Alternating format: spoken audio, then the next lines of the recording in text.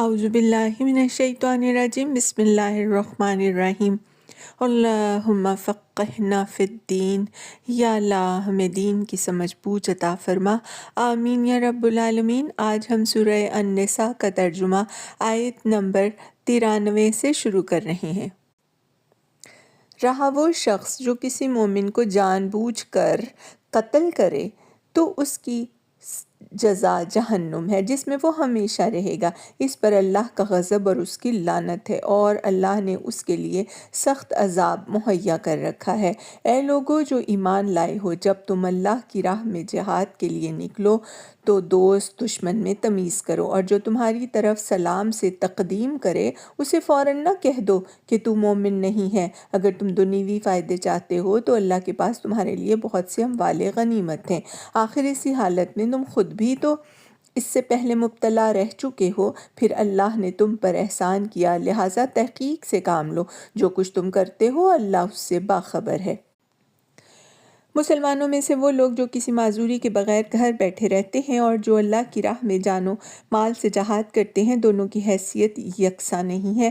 اللہ نے بیٹھنے والوں کی بنسبت جان و مال سے جہاد کرنے والوں کا درجہ بڑھا رکھا ہے، اگرچہ ہر ایک کے لیے اللہ نے بھلائی ہی کا وعدہ فرمایا ہے، مگر اس کے ہاں مجاہدوں کی خدمات کا معاوضہ بیٹھنے والوں سے بہت زیادہ ہے۔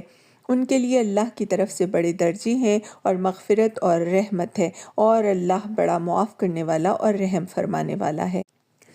جو لوگ اپنے نفس پر ظلم کر رہے تھے، ان کی روحیں جب فرشتوں نے قبض کی تو ان سے پوچھا کہ یہ تم کس حال میں مبتلا تھے؟ انہوں نے جواب دیا، ہم زمین میں کمزور اور مجبور تھے۔ فرشتوں نے کہا، کیا خدا کی زمین وسیع نہ تھی کہ تم اس میں ہجرت کرتے؟ یہ وہ لوگ ہیں جن کا ٹھکانہ جہنم ہے، اور وہ بڑا ہی برا ٹھکانہ ہے۔ ہاں، جو مرد، عورتیں اور بچے واقعی بے بس ہیں اور نکلنے کا کوئی راستہ اور ذریعہ نہیں پاتے، بعید نہیں کہ اللہ انہیں معاف کر دے۔ اللہ بڑا معاف کرنے والا اور درگزر فرمانے والا ہے۔ جو کوئی اللہ کی راہ میں ہجرت کرے گا وہ زمین میں پناہ لینے کے لیے بہت جگہ اور بسر اوقات کے لیے بڑی گنجائش پائے گا، اور جو اپنے گھر سے اللہ اور رسول کی طرف ہجرت کے لیے نکلے، پھر راستے ہی میں اسے موت آ جائے، اس کا اجر اللہ کے ذمے واجب ہو گیا۔ اللہ بہت بخشنے والا اور رحیم ہے۔